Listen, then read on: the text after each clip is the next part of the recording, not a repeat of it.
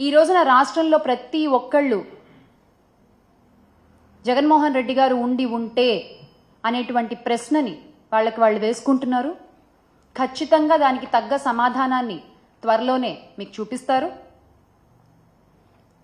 అసలు ఏ రకంగా ప్రచారం చేశారండి మీరు? ఇంటింటికి తిరిగి ఎంతమంది పిల్లలు ఉంటే ప్రతి ఒక్కళ్ళకి నీకు 15,000, నీకు 15,000, నీకు 15,000, ఒకళ్ళుంటే 15,000, ఇద్దరుంటే 30,000, ముగ్గురుంటే 45,000, నలుగురుంటే 60,000 ఇలా చెప్పుకుంటూ పోయారు కదా.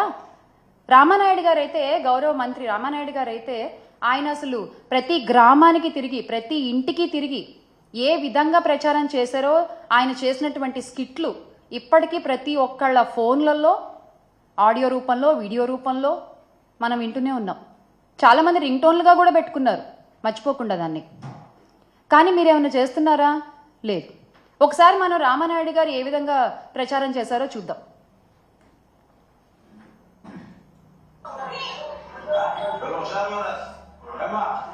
మళ్ళీ మన ప్రభుత్వం వచ్చాక అందరికీ కూడా మీరు 15,000, మీరు 15,000, మీరు 15,000, మీరు 15,000, మీరు 15,000, మీరు 15,000, మీరు 18,000, 18,000, 18,000 మళ్ళీ ఇద్దరు రాసి పెట్టుకోండి. మళ్ళీ 15,000, 15,000, 15,000, 15,000, 15,000, 15,000, 15,000, మీకు 18,000, మీకు 18,000, మీకు 18,000, మీకు 18,000 రాసి పెట్టుకోండి.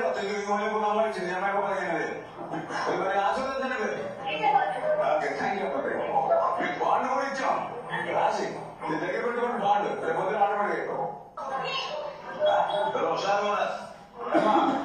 మళ్ళీ మన ప్రభుత్వం వచ్చాక అందరికీ కూడా ఈ విధంగా ప్రచారం చేసి రాసి పెట్టుకోండి. ఎక్కడ రాసి పెట్టుకోవాలి? నుదుటి మీద రాసి పెట్టుకుంటున్నారు. మళ్ళీసారి అద్దంలో చూసినప్పుడల్లా మనకు కనిపించడానికి. ఎక్కడ రాసి పెట్టుకోవాలండి? తల్లికి వందనం అనుకుంటూ, అమ్మా వందనం అనుకుంటూ, అయ్యా వందనం అనుకుంటూ పొర్లు దండాలు పెట్టుకుంటూ తిరిగారు కదా వీధి. ఈ రోజున ఏమైంది అది? అదే వైఎస్ఆర్ కాంగ్రెస్ పార్టీ అధికారంలో ఉన్నప్పుడు, జగన్మోహన్ రెడ్డి గారు ముఖ్యమంత్రిగా ఉన్నప్పుడు మనము 44.48 లక్షల మంది తల్లులకి, దాదాపుగా 84 లక్షల మంది పిల్లలకి 26,067 కోట్లని జగనన్న అందించారు. అధికారంలోకి రాగానే అమ్మఒడిని ఆపేశారు మీరు. ఈ రోజున పిల్లలకి సమాధానం దొరకట్లేదు. తల్లులు ప్రశ్నార్థకంగా చూస్తూ ఉన్నారు మీ వైపున. కానీ మీ వైపు నుంచి ఎటువంటి సమాధానం దొరకట్లేదు.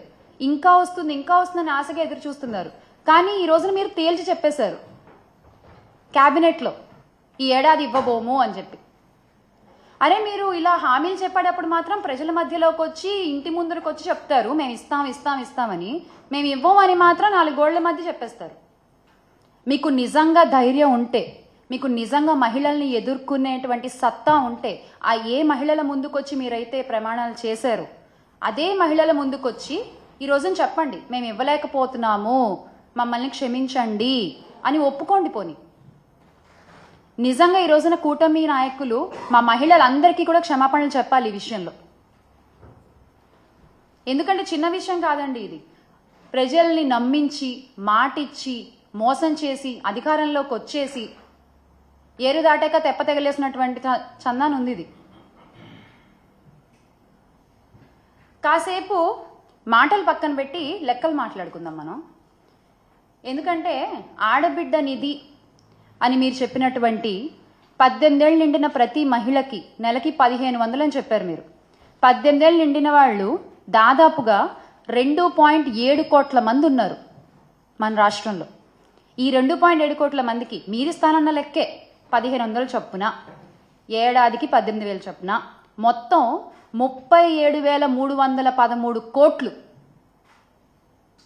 ఇది ఒక లెక్క.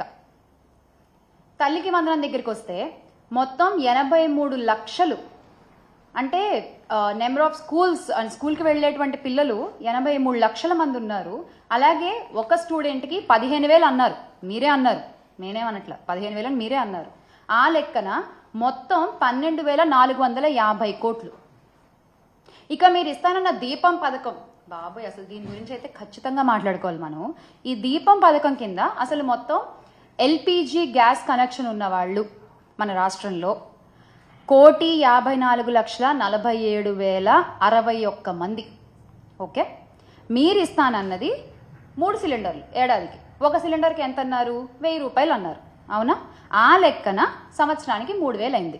అప్పుడు ఇంతమందికి 1,54,47,061 మందికి ఎంత అవుతోందండి సంవత్సరానికి? ఈ దీపం పథకం కింద 4,115 కోట్లు కావాలి. 4,115 కోట్లు. మీరు ప్రవేశపెట్టింది 800 చిల్లర. అంటే మీరు ఒక్కొక్కటే ఇద్దామనుకున్నారా? ఎగ్గొట్టేస్తామని తెలిసే మీరు ఇలాంటి హామీలు ఇస్తూ ఉంటారా? ఏం అడగరులే, ఏం పట్టించుకోరులే అని చెప్పి. అలాగే బస్సు ప్రయాణాల గురించి కూడా చెప్పుకోవాలి మనం ఇక్కడ. ఉచిత బస్సు మా మహిళలందరికీ, ఆహా ఎంత సంబరపడ్డారో ఆ రోజున. ఉచిత బస్సు మహిళలందరికీ చక్కగా ఫ్రీగా ఎక్కేసి అటు ఇటు మనకి ఎటు కావాలంటే వెళ్ళొచ్చు అనుకున్నారు.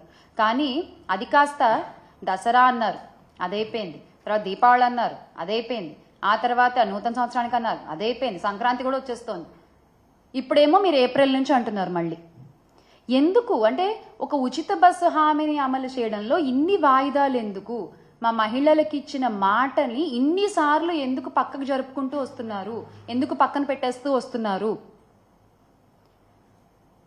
మహిళలనే కాదు, మహిళలు, రైతులు, విద్యార్థులు, నిరుద్యోగులు ఏ ఒక్క హామీ నెరవేర్చారండి? ఏ ఒక్క హామీ నెరవేర్చారు మీరు?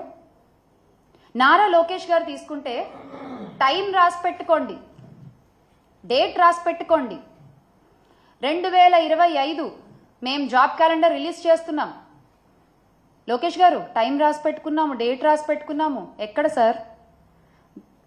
గౌరవ విద్యాశాఖ మంత్రి గారు ఎక్కడ జాబ్ క్యాలెండర్?